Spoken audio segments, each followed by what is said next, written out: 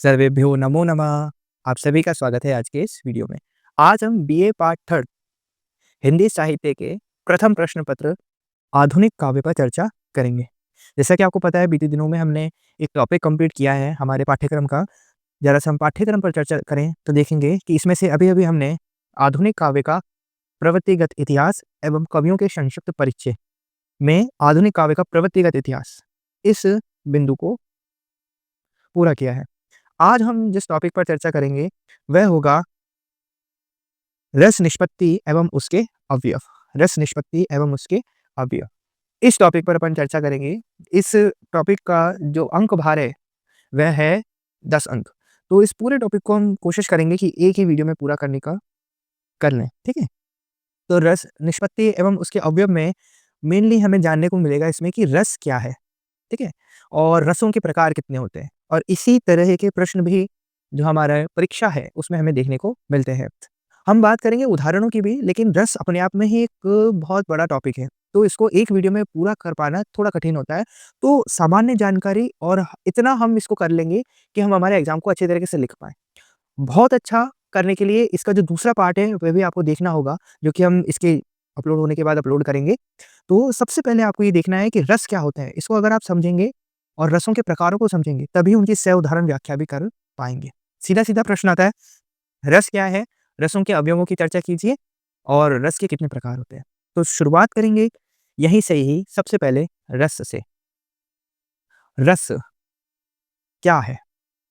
तो रस शब्द की व्युत्पत्ति रस धातु में अप्रत्यय युग से होती है, ठीक है? कोई भी शब्द होता है हिंदी, संस्कृत का 3 चीज़ों से मिलकर बनता है, उपसर्ग, धातु और प्रत्यय, ठीक है?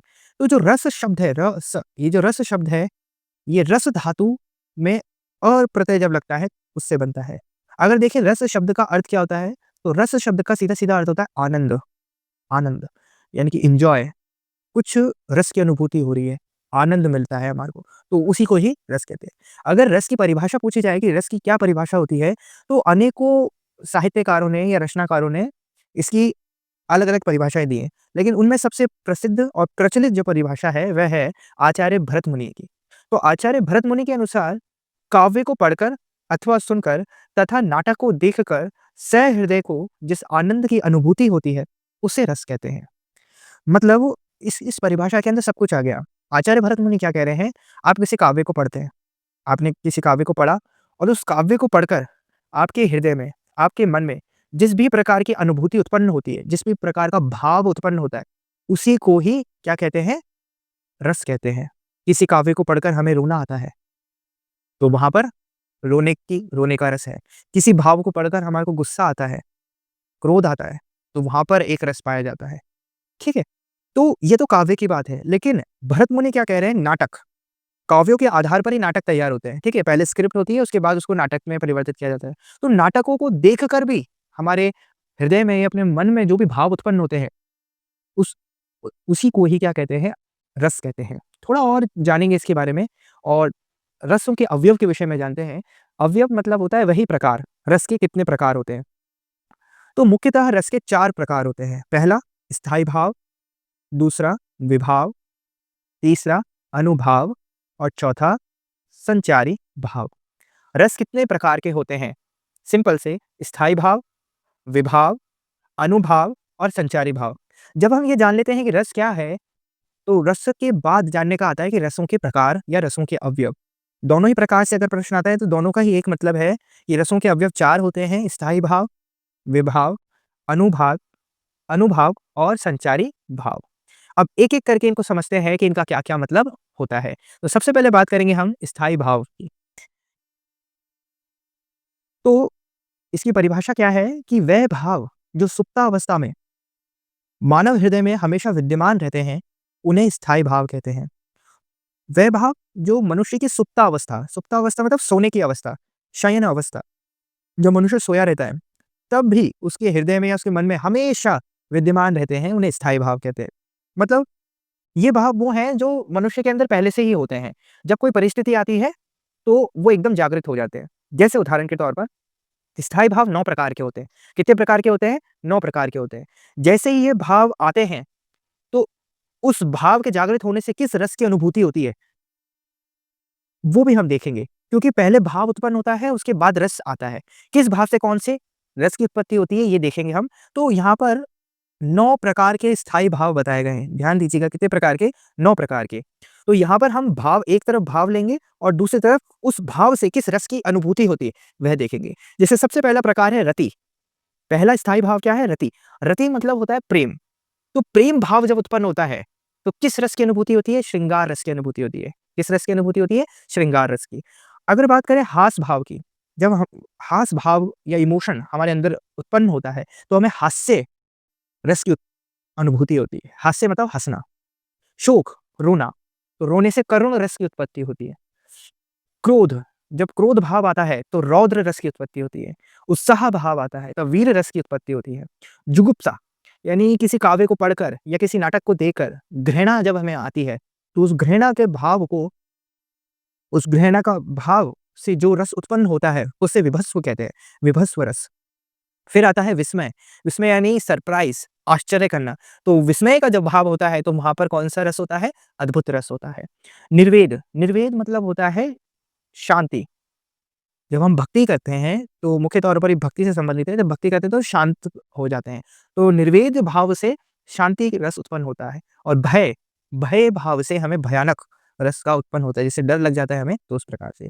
तो ये 9 प्रकार के स्थायी भाव बताए गए हैं। रति, हास, शोक, क्रोध, उत्साह, जुगुप्सा, विस्मय, निर्वेद और भय। थोड़ा अगर ध्यान देंगे, तो यहाँ पर 9 प्रकार के स्थायी भाव हैं। तो इस विषय में अगर हम बात करें, तो आचार्य भरत मुनि द्वारा 8 स्थायी भाव बताए गए हैं। हमने कितने भाव पढ़े? 9। लेकिन आचार्य भरत मुनि क्या कहते हैं कि 8 प्रकार के स्थायी भाव माने आचार्य भरत मुनि ने।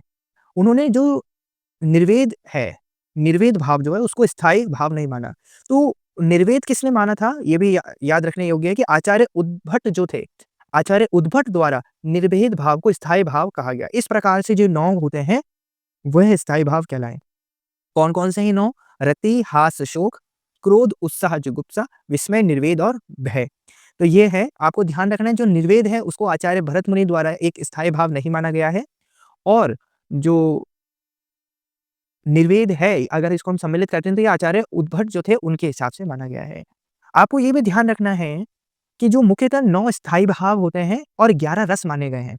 अगर किसी प्रश्न में आपसे ये पूछा जाता है कि कितने प्रकार के भाव हैं या कितने प्रकार के स्थायी भाव हैं, तो आपका उत्तर होना चाहिए 9 प्रकार के स्थायी भाव हैं। 9 प्रकार के स्थायी भावों से 9 प्रकार के रसों के उत्पन्न हमने देख लिया। लेकिन 11 प्रकार के रस होते हैं। कितने प्रकार के रस होते हैं? 11 प्रकार के रस होते हैं। 2 एक्स्ट्रा कौन से हैं? 10 और 11, ये 2 एक्स्ट्रा कौन से हैं? तो ये 2 एक्स्ट्रा जो हैं, ये जो हमारे श्रृंगार रस होता है, श्रृंगार रस को 2 भागों में बाँट दिया जाता है। पहला होता है वात्सल्य और दूसरा होता है भक्ति। चूँकि वात्सल्य और भक्ति दोनों ही प्रेम के ही प्रकार है। यानी वात्सल्य मतलब अपनी संतान के प्रति प्रेम, वात्सल्य कहलाता है। और भक्ति जो रस है, वह अपने इष्ट के प्रति भक्ति, यानी अपने ईश्वर के प्रति भक्ति ही, या अपने ईश्वर के प्रति प्रेम ही भक्ति रस कहलाता है। तो वात्सल्य जो रस है, वो विश्वनाथ जी ने बताया था, और भक्ति जो रस है, वो रूप गोस्वामी जी ने बताया था। लेकिन इसको प्रेम का ही एक प्रकार मान लेते हैं, रति का ही एक प्रकार मान लेते हैं, और इसको श्रृंगार रस के रूप में देख लेते हैं। इसलिए फिर भी यदि आपसे पूछा जाए कि रस कितने प्रकार के होते हैं, किसी प्रश्न में आपको दिखे, तो वहाँ आपको 11 रस होते हैं, उन्हीं को ही देखना है। 9 तो मैंने आपको समझा दिए कौन-कौन से हैं, भाव भी बता दिए किस-किस भाव से। रति से भी 2 प्रकार के उत्पन्न होते हैं, एक वात्सल्य और एक भक्ति प्रेम, ठीक है? तो आपको ये ध्यान रखना है। तो यहाँ पर चर्चा हो गई पहले वाले की। अब बात करते हैं हम विभाव की। किसकी बात करेंगे? विभाव की। तो विभाव की अगर परिभाषा देखें, तो वह कारण जो स्थायी भावों को जागृत करते हैं, वह कारण जो स्थायी भावों को जागृत करते हैं। जो भाव अभी-अभी हमने देखे, वो जिसके कारण उत्पन्न होते हैं। जैसे डरना हो गया, तो डरना एक स्थायी भाव है। भय एक भाव है ना, भय, डरना, उससे भयानक रस की उत्पत्ति होती है। तो जो भय भाव को उत्पन्न करता है, भय किस कारण उत्पन्न होता है, वह सारे विभाव कहलाते हैं। विभाव 2 प्रकार के होते हैं। पहला होता है आलंबन विभाव और दूसरा होता है उद्दीपन विभाव। आलंबन विभाव किसे कहते हैं? जो स्थायी भाव को जागृत करने में सहारे का कार्य करें, उन्हें आलंबन विभाव कहते हैं। जैसे हम मार्ग पर चल रहे हैं, मार्ग पर चलते-चलते सामने से एक साँप दिखा हमें। क्या दिखा? साँप दिखा। तो हमारे अंदर भय उत्पन्न हो गया, भय का भाव उत्पन्न हो गया, जिससे एक रस उत्पन्न हुआ भयानक, यानी हमें डर लगने लग गया, ठीक है? तो यहाँ पर कौन-सा स्थायी भाव है यहाँ पर भय, ठीक है? इस भय का कारण क्या है? वो है साँप। वह साँप है, उस साँप के कारण मुझे भय उत्पन्न हुआ। तो वह साँप हो गया विभाव और विभाव में भी कौन-सा विभाव हो गया? आलंबन विभाव हो गया। कौन-सा विभाव हो गया? आलंबन विभाव। क्योंकि आलंबन विभाव की परिभाषा है कि जो स्थायी भाव को जागृत करने में सहारे का कार्य करे। तो यहाँ पर स्थायी भाव कौन-सा है? भय, डर। तो डर का कारण क्या है? साँप। तो साँप क्या हो गया? आलंबन विभाव। तो उद्दीपन विभाव क्या होता है? जो जागृत स्थायी भावों को उद्दीप्त यानी तेज करे। अब वो स्थायी भाव जागृत तो हो गया, लेकिन उस जागृत स्थायी भाव है, हमारे केस में स्थायी भाव कौन-सा है? भय, यानी डर को बढ़ाए, बढ़ाए डर को। तो डर को बढ़ा रहा कौन है? मान लो वो जो साँप है वो धीरे-धीरे हमारी ओर आगे बढ़ रहा है, फुंकार मार रहा है। तो फुंकार मारना और हमारी ओर आगे बढ़ना, ये क्या कर रहे हैं? हमारे डर को उद्दीप्त कर रहे हैं। उद्दीप्त यानी तेज कर रहे हैं और बढ़ा रहे हैं। तो जो कारक उस स्थायी भाव को बढ़ाता है, उसे ही हम उद्दीपन विभाव कहते हैं। तो विभाव आपको समझ में आया होगा, 2 प्रकार के होते हैं, आलंबन विभाव और उद्दीपन विभाव। आलंबन विभाव वो होता है, जो कि स्थायी भाव को जागृत करता है और उद्दीपन विभाव वह होता है, जो उस जागृत स्थायी भाव को उद्दीप्त करने का कार्य करता है, तेज करने का कार्य करता है। जब हम ये विभाव समझ लेते हैं, तो आगे का जो स्टेप है, वह है अनुभाव, जो तीसरे प्रकार का क्या है? तीसरे प्रकार का रस है। तो अनुभाव क्या है कि स्थायी भाव के जागृत होने के पश्चात अर्थात आश्रय द्वारा की गई चेष्टा है। मतलब क्या होता है, इसको बड़े ध्यान से समझिएगा। स्थायी भाव जागृत हो गया, उसके बाद आश्रय, आश्रय कौन होता है? जिसके मन में रस उत्पन्न होता है। जैसे मैं हूँ, मैं रास्ते पे चल रहा था, सामने साँप आया, सामने साँप आया तो एक स्थायी भाव उत्पन्न हुआ, भय का, ठीक है? अब भय का हो गया, अब कुछ रिएक्शन होगा मेरी तरफ से, कुछ प्रतिक्रिया होगी। उस प्रतिक्रिया को ही जो भी मैं करता हूँ, अब मैं उस साँप को देखकर भागूँगा, डरूँगा, कुछ बोलूँगा, ठीक है? इधर-उधर भागूँगा, कुछ भी ये जो सारी मेरी क्रियाएँ होती हैं, उन्हीं को ही अनुभाव कहते हैं। तो जो आश्रय मतलब जो अनुभाव है, अनुभाव के अगर प्रकार देखें तो ये 4 प्रकार के होते हैं। पहला होता है कायिक अनुभाव, दूसरा होता है वाचिक अनुभाव, तीसरा होता है आहार्य अनुभाव और चौथा होता है सात्विक अनुभाव, ठीक है? तो अनुभाव का मतलब आप समझ गए होंगे कि जब स्थायी भाव जागृत हो जाता है, उसके बाद स्थायी भाव के जागृत होने के बाद जो आश्रय होता है, आश्रय यानी कि उसको कहते हैं जिसके मन में रस उत्पन्न होता है, जिसके स्थायी भाव उत्पन्न होता है, उसको ही हम आश्रय कहते हैं। तो आश्रय द्वारा की गई जो चेष्टाएँ होती हैं, जो प्रतिक्रिया होती है, उसी को ही हम क्या कहते हैं? अनुभाव कहते हैं। अब एक-एक करके कायिक, वाचिक, आहार्य और सात्विक का मतलब समझते हैं कि इन्हें क्या-क्या कहते हैं। तो सबसे पहले जानते हैं कायिक के विषय में। तो अंगों के माध्यम से भावों की अभिव्यक्ति कायिक कहलाती है। कायिक, अगर इसको देखें तो काया, काया मतलब ये शरीर, ठीक है? तो इस शरीर के अंगों के माध्यम से जब चेष्टाएँ उत्पन्न होती है, अभिव्यक्ति होती है, तो उसको हम कायिक अनुभाव कह देते हैं। जैसे साँप को देखकर मेरा भागना, कायिक अनुभाव हो गया। वाचिक, वाचिक यानी वच यानी वाणी, वाणी द्वारा भावों की अभिव्यक्ति, यानी मैंने उसको देखा, साँप को, स्थायी भाव उत्पन्न हुआ भय का। अब उस भय को मैंने अभिव्यक्त किया अपनी वाणी के द्वारा। साँप, साँप, साँप ऐसे चिल्लाया मैं। अपने भावों को प्रकट किया, अपने भय को प्रकट करा, अपने डर को प्रकट किया। तो यहाँ पर मैंने जिस अभिव्यक्ति करी तो वाचिक अनुभाव हो गया। ये क्या हो गया? वाचिक अनुभाव हो गया। आगे आता है आहार्य। आहार्य यानी वेशभूषा के माध्यम से भावों की अभिव्यक्ति। अर्थात वेशभूषा में आप ले सकते हैं जैसे कोई जोकर आपके समक्ष आ जाता है। इंसान है वह, लेकिन फिर भी आप उसको देखकर हँसते हो। क्यों? ऐसा क्या अलग है उसके अंदर? उसकी वेशभूषा। जब आप एक जोकर को देखते हो, तो उसने इस प्रकार के वेशभूषा धारण कर रखी होती है, इस प्रकार के वस्त्र पहन रखे होते हैं, जिनको देखकर आप हँसते हो। या किसी ने उल्टी टी-शर्ट पहन रखी है ना? बटन उल्टे-सीधे लगा रखे हैं, तो इसको देखकर आपके एक भाव उत्पन्न होता है, स्थायी भाव उत्पन्न होता है। वो कौन-सा भाव उत्पन्न होता है? हास भाव उत्पन्न होता है और उस हास भाव से किस प्रकार के रस की उत्पत्ति होती है? हास्य रस की उत्पत्ति होती है। तो जब हम किसी की वेशभूषा देखकर अभिव्यक्त करते हैं अपने भावों को, तो वहाँ पर आहार्य आता है। एक होता है सात्विक। सात्विक में क्या होता है कि रस की पूर्णता पर प्रकट होते हैं। इन पर आश्रय का कोई नियंत्रण नहीं होता है। जब कोई भाव उत्पन्न हुआ और उस भाव की जो रस का जो स्तर है, रस का जो लेवल है, वो बहुत ज़्यादा बढ़ गया। तो सात्विक यानी कि सात्विक अनुभाव उत्पन्न होता है और इन भावों पर, ये जो सात्विक अनुभाव है, इन पर आश्रय का कोई नियंत्रण नहीं रहता। मेरा कोई नियंत्रण नहीं रहेगा। जैसे मैं अगर अपनी बात करूँ और मेरे अंदर ये उत्पन्न होता है तो इन पर मेरा कोई नियंत्रण नहीं रहता। आप बोलेंगे ऐसा क्या? जैसे कायिक, वाचिक और आहार्य इन तीनों पर आपका नियंत्रण होगा। किस प्रकार से? आप थोड़ी देर भागोगे, रुक सकते हो, आपके हाथ में है। आप साफ-साफ बोलो या नहीं बोलो वो आपके ऊपर है, नियंत्रण में है। आहार्य, किसी की वेशभूषा देखकर आप हँसो या ना हँसो, ये आपके नियंत्रण में है। लेकिन ये जो सात्विक होते हैं, सात्विक अनुभाव जो होते हैं, इन पर आपका कोई नियंत्रण नहीं होता। मतलब अगर आपने कोई ऐसी परिस्थिति है और उसमें ये उत्पन्न हो जाते हैं अपने आप ही, आप इनको मना नहीं कर सकते। तो आपको जानने की इच्छा हो रही होगी कि कौन से होते हैं भाव? तो ये 8 प्रकार के होते हैं। कितने प्रकार के होते हैं? 8। कौन-कौन से होते हैं? पहला होता है रोमांच। पहला कौन-सा होता है? रोमांच।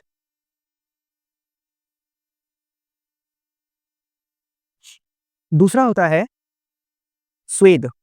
दूसरा होता है स्वेद। रोमांच का मतलब क्या होता है थोड़ा समझते हैं। रोमांच मतलब होता है रोंगटे खड़े हो जाना। गूज़बम्प्स जिसे आजकल कहते हैं। जैसे आप किसी वीडियो को देख रहे हो या कोई नाटक पढ़ रहे हो, नाटक देख रहे हो या फिर कोई काव्य पढ़ रहे हो, तो उसको पढ़ते-पढ़ते आपके रोंगटे खड़े हो जाते हैं। उन रोंगटों पर आपका नियंत्रण नहीं होता, आप उसको रोक नहीं सकते हो। वो जब तक खड़े होंगे मतलब वो रोमांच जब तक आप में बना रहेगा, वो बना रहेगा। उसको आप नियंत्रण नहीं कर सकते, पहली बात। दूसरा आता है स्वेद। स्वेद मतलब क्या होता है? पसीना आना। स्वेद मतलब क्या होता है? पसीना आना। डर लग रहा है आपको, कोई ऐसी परिस्थिति आई, अपने आप पसीने छूटते हैं। उस पर आपका कोई नियंत्रण नहीं है, आप बंद नहीं कर सकते उनको। तीसरा है अश्रु, आँसू आना आँखों से। तीसरा प्रलय, किसी चीज़ में तल्लीन हो जाना, लीन हो जाना, बिल्कुल उसमें गहरेपन में चले जाना, प्रलय कहलाता है। स्वरभंग, स्वरभंग मतलब हकलाना, मतलब आप वो उसका वर्णन नहीं कर पा रहे। मतलब आप इतने अच्छी तरीके से मतलब आप नाटक पढ़ रहे हो, नाटक देख रहे हो, काव्य पढ़ रहे हो, तो आपका स आप अगर उस विषय में कभी बताते हो तो स्वरभंग हो जाना, हकलाना मतलब। स्तंभ, एकदम खंभे की तरह क्या हो जाना, खड़े हो जाना, एकदम स्थिर एकदम, बिल्कुल भी किसी भी प्रकार का क्या नहीं, गतिविधि नहीं, मूवमेंट नहीं। वेपतु, वेपतु का मतलब होता है अ, डरना, भय। वेपतु मतलब क्या होता है? भय। आगे है वैवण्य। वैवण्य का मतलब होता है डर के कारण जो आपके चेहरे पर डर के कारण जो आपके चेहरे पर हाव-भाव होते हैं, उसको वैवण्य कहते हैं। क्या कहते हैं? वैवण्य कहते हैं। तो ये हो गए अपने 8 प्रकार के सात्विक भाव जिन पर आपका किसी भी प्रकार का क्या नहीं होता, नियंत्रण नहीं होता। उन्हें क्या कहते हैं हम?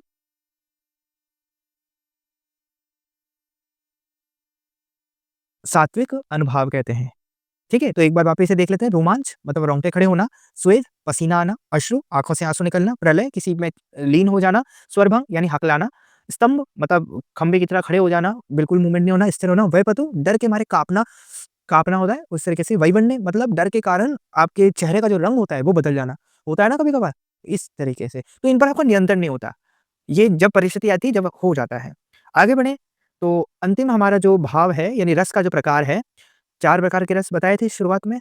ये चौथे प्रकार का रस है, पहला स्थायी भाव, दूसरा विभाव, तीसरा अनुभाव और चौथा है संचारी भाव। संचारी भाव 33 प्रकार के होते हैं। क्या होते हैं संचारी भाव?